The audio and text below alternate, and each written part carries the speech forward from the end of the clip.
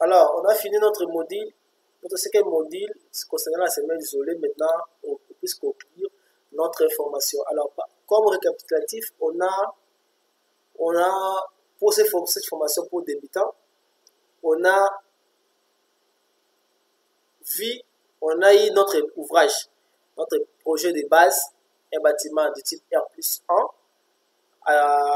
à usage pour logement.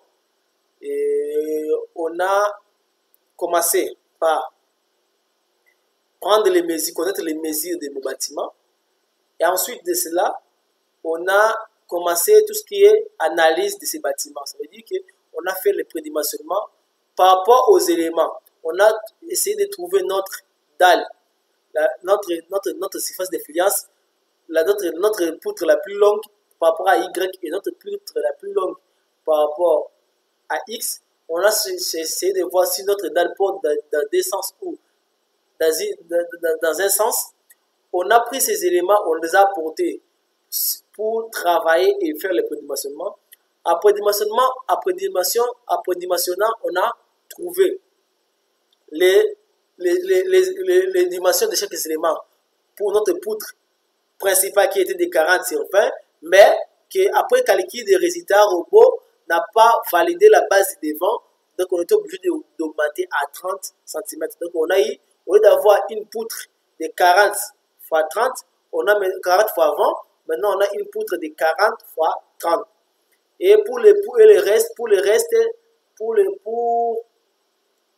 et après cela, on a fait la descente des charges, on a fait la descente des charges, on a fait, après la poutre, on a trouvé, pour la poutre principale, pour la poutre secondaire, pour la poutre palière, on a trouvé les dimensions des escaliers, les nombres de marches, on a trouvé l'épaisseur de la dalle et le type de semelle de quoi, de fondation qu'on voulait. On a dit qu'on va traverser une semelle isolée.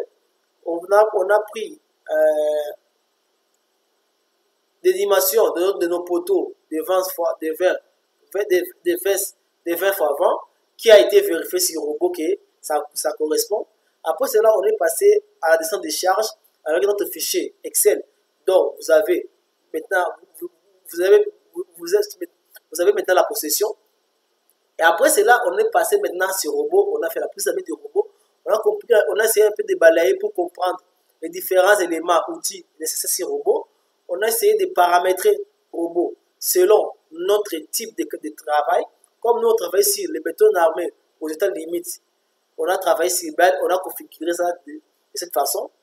Après cela, on a défini les lignes de construction où on va mettre, comment notre construction va se présenter. Après cela, on a défini les épaisseurs, les dimensions de chaque élément sur le robot et on a commencé la modélisation. Une fois la modélisation terminée, on vérifie à tout moment si notre structure tenait. Une fois que cela fini, on a maintenant élaboré, on a modélisé tous les éléments, ce soit la poutre, ce soit les poteaux, les dalles, même les escaliers. Et pour les escaliers, vous avez eu des méthodes pour modéliser l'escalier. Vous avez eu la méthode, les deux méthodes, c'est à vous de voir c'est à vous d'avoir parmi ces deux méthodes ce que vous voulez utiliser. Après cela, on a créé, défini des charges, donc notre poids propre du bâtiment dans la charge permanente et la charge d'exploitation. Et après cela, on a appliqué les charges selon les différents éléments de la structure. Vous avez vu que pour la toiture terrasse a sa charge d'exploitation et sa charge permanente différente des autres. On a appliqué la charge permanente du bâtiment en entièreté, mais dans la charge d'exploitation, on a commencé à varier. L'escalier a pris sa charge d'exploitation selon son usage. Les balcons ont pris sa charge d'exploitation selon son usage et ainsi de suite. Et après cela, on est passé maintenant au dimensionnement. Donc, on a dimensionné les éléments pour avoir les diagrammes de moments fléchissants et des efforts tranchants. Et à partir de ça, maintenant, on a commencé à analyser, à identifier où la poutre la plus chargée, où est le poteau le plus chargé, où est notre semelle qui va avoir beaucoup de charges. À partir de ça, maintenant, on commence à prendre chaque élément à part on le ferraille, on trouve le nom de calcul. Et s'il y a des problèmes, on essaie d'ajuster selon le besoin, selon le besoin que le robot nous a présenté. Et après cela, à la fin, on a fait le ferraillage de la semelle. Et vous avez vu, à la fin, ça nous a donné un croquis de ma semelle qui a été très gros. Ça veut dire que ça va vous montrer comment l'occupation de votre semelle. Maintenant, ce sera à vous de revenir et réduire les mesures de la semelle pour avoir des semelles qui ne vont pas se heurter pour plus d'équilibre pour les bâtiments. Alors, cette formation n'est pas finie complètement ici.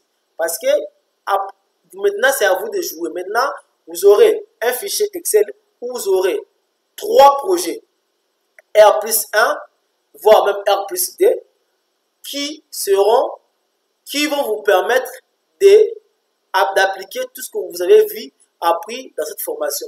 Et pour vous permettre de vous améliorer, je serai là à suivre chaque personne. Dès que comme vous avez déjà accès au groupe WhatsApp, je serai là à suivre chaque personne. Maintenant, donc, quand vous aurez ce projet, ce sera pour vous exercer. Et comme vous avez déjà mon WhatsApp privé, vous pouvez m'écrire et je vais vous suivre à tout moment pour que je puisse corriger vos différents travaux. Donc, je vais prendre le temps. Donc, vous allez m'envoyer les résultats comme je l'ai fait. Je les ai enregistrés. Mais vous allez aussi m'envoyer les fichiers robots de votre travail. Comme ça, moi-même, je vais aller checker votre travail pour voir qu'est-ce que je peux apporter comme correction. Et il y aura des séances de coaching que je vais vous apporter outre cette formation à part. Donc, on va faire des appels de Zoom pour vous dire ici, tu n'as pas fait ceci, il faut au contraire faire ceci. Vous aurez des questions à me poser et je vais vous répondre à cela. Et cette formation n'est pas limitée parce qu'à chaque fois, il y aura des mises à jour, il y aura des choses qui seront ajoutées et les gens, il faut que vous ayez payé cette formation, vous avez accès à tous les ajouts qui vont intervenir. N'oubliez pas que vous avez 3 exercices à faire et à chaque exercice, nous avons à partager et on va, selon les emplois de temps de chacun d'entre vous, on va prendre le temps pour programmer des séances de coaching de 30 minutes personnalisées via Zoom ou bien appel vidéo pour essayer de discuter sur comment les difficultés que vous rencontrez. Alors, merci d'avoir acheté cette formation et j'espère que mes explications ont été claires. Si vous avez des suggestions ou des remarques à me faire, vos remarques sont les bienvenues. Je suis là, ouvert aux remarques pour améliorer la qualité de mes formations. Maintenant, la prochaine formation, que si vous avez maîtrisé déjà les bases des robots, ce sera la formation avancée où on va attaquer la dynamique et tout ce qui est dynamique. On va combiner la statique et la dynamique. Et là, on va toucher à un bâtiment un peu plus complexe que cela. Je pense qu'on peut faire un bâtiment, ce sera un bâtiment R plus 12 avec multiples fonctionnalités. Alors, je vous dis merci et je vous retrouve de l'autre côté pour vos questions et réponses et pour les autres séances de coaching. À très bientôt pour la formation avancée. C'était Sayes Banga. Merci à vous.